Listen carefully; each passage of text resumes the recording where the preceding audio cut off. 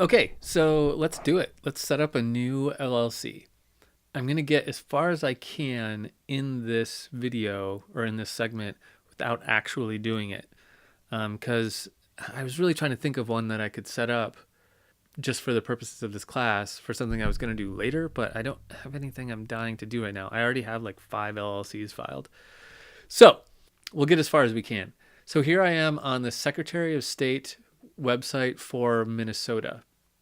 Your state, it's probably the same, except substitute MN in that URL for your state's abbreviation. So we do this through the state, either way. So on my website, I'm going to go to Businesses and Liens, Business Filings Online. Okay.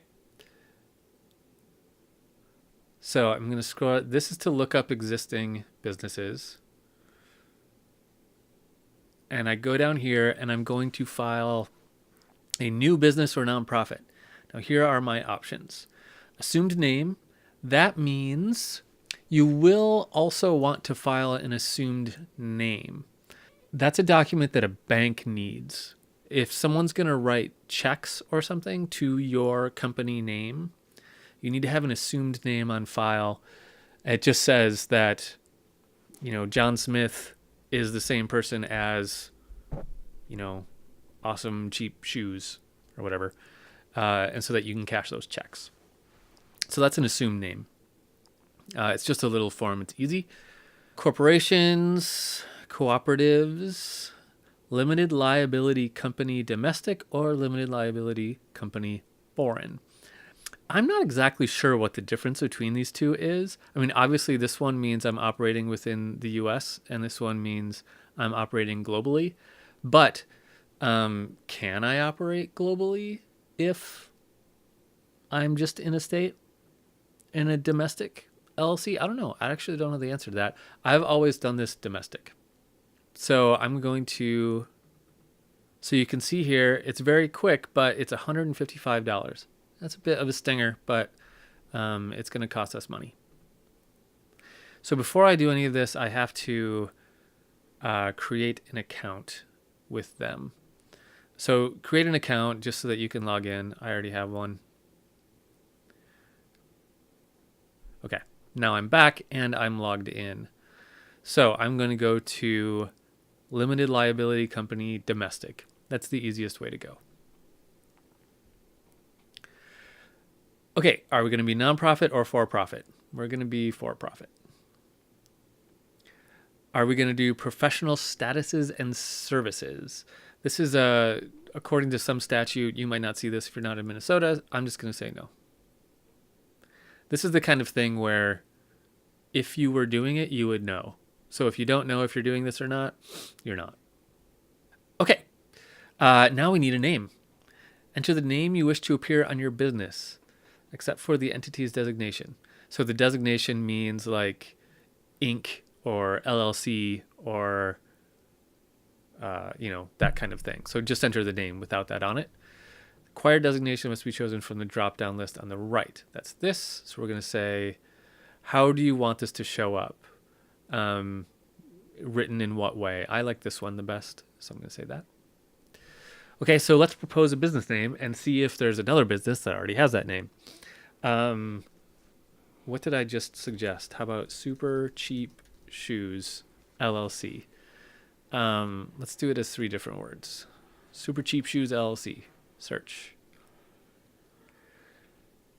Okay, it's available. View the name. You may wish to edit before filing. Let's see what happens when something's not available. Let's say Target. Target LLC is available. That's unlikely. So in this case, I could start a company called Target, but I'm going to get my pantsuit off really fast because Target Corporation is going to come after me. But there's not an LLC called Target. But let's go back to Super Cheap Shoes. Here are some rules for the name of the business.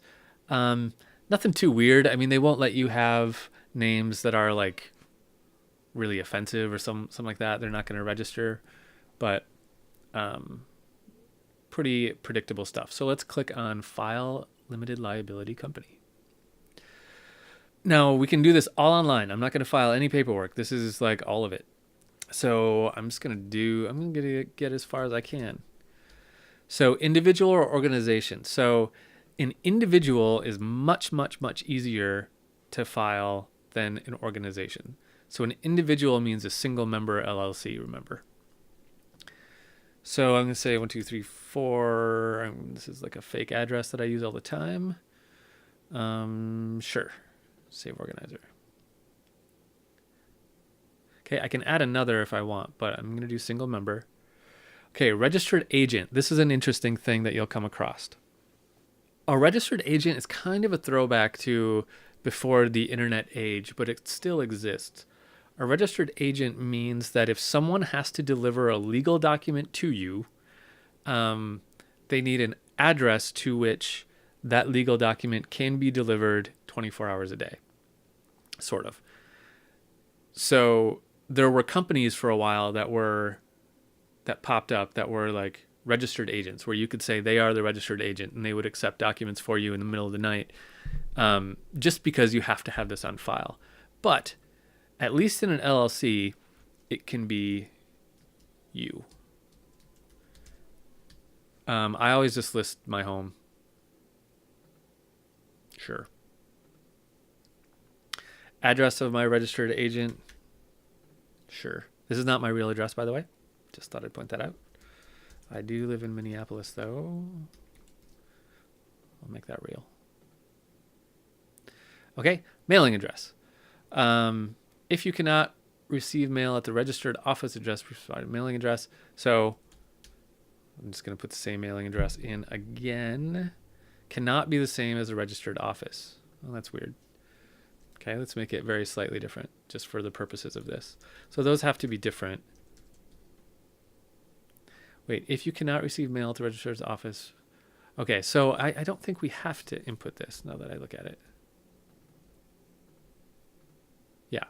So by not putting anything there, what I said was the registered office address is a correct address.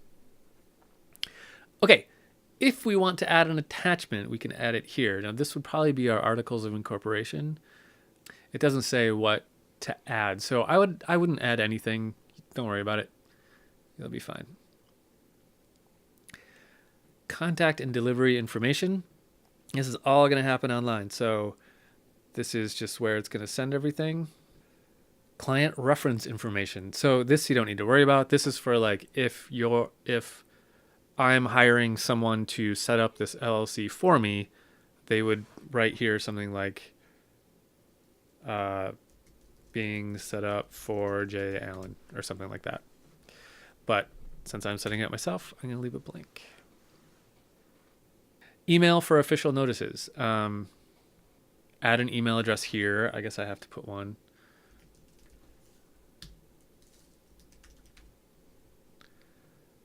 This is where your documents are going to be sent, so it's important. Okay, now just a couple questions. How many Minnesota-based full-time employees does this entity currently have? Between 0 and 5. Does the owner or a member of the ownership group of this entity self-identify as a member of the following communities?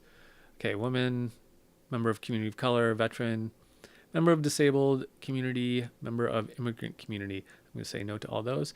This is just like a survey for them, for their statistic purposes. Please select the code that best identifies what you do. This is always a tricky thing. But let's say this is for my shoe company. So I'm going to say wholesale trade, retail trade. Let's say retail. Is this entity full-time or part-time endeavor for those primarily responsible for operating this entity? So for you, is this full-time or part-time? I'm going to say it's my part-time gig for now. If applicable, what were this entity's gross revenue for this past year? Say 0. Next. Okay, so here is everything. I'm going to file this. I'm going to pay $155 as soon as I hit submit. It's gonna, so when I hit submit, a new window is gonna pop up where I'm gonna put in my credit card and stuff. I'm gonna pay $155. And then I officially have an LLC. I think it gives you the info like right away. Let's go to a new video and we'll talk about what that info looks like.